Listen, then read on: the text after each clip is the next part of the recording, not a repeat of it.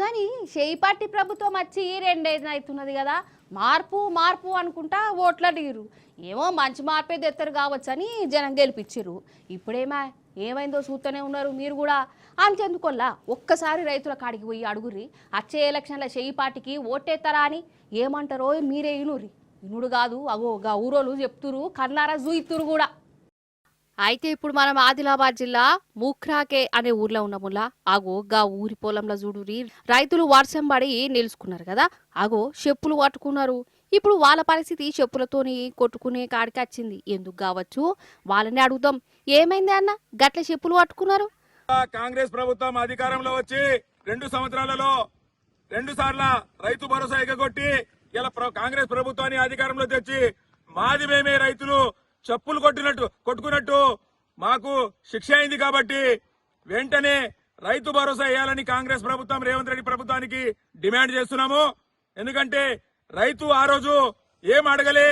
కేసీఆర్ ప్రభుత్వంలో, గత ప్రభుత్వంలో ప్రతి ఏటా ఎకరానికి 10,000 రూపాయలు రైతు భరోసా, రైతు బంధు వచ్చింది. మరి రబీ పంట వేసి ఇలా పంట ఇంత పెద్దగా అయింది. మరి ఇంతవరకు రైతు భరోసా మాటం లేదు. ఆగనాట ఇన్నరానులా అంత రేవంత్ సారు వారి మహత్యం. సారు వారి పాలన చేయబట్టి ఆఖరికి రైతులు వాళ్ళ చెప్పులతోని వాళ్ళే కొట్టుకునే కాడికొచ్చిందట. ఆ ముచ్చట కండ్లకు గట్టినట్టు జూయిత్తురు గీ ముఖ్రా ఊరోళ్ళు. వేయాలి వేయాలి, ఇదేమి రాజ్యం ఇదేమి రాజ్యం, ఇదేమి రాజ్యం ఇదేమి రాజ్యం, ఇదేమి రాజ్యం ఇదేమి రాజ్యం.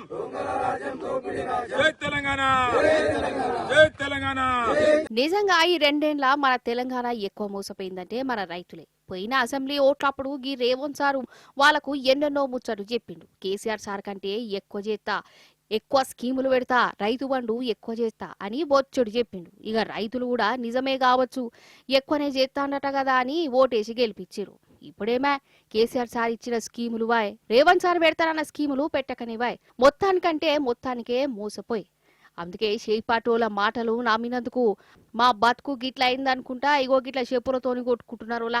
కానీ ఎంత ఘోరం చెప్పిది. 10 ఏళ్ల కేసీఆర్ సార్ పాలనలో మన తెలంగాణ రైతులు ఒక వెలుగు వెలిగిర్రు, రాజులు ఎక్కున్నారు, గుండె మీద చెయ్యేసుకొని ఉన్నారు. కానీ ఇప్పుడు మార్పు నమ్మితే బతుకే తిర్రమర్ర అయిపోయా.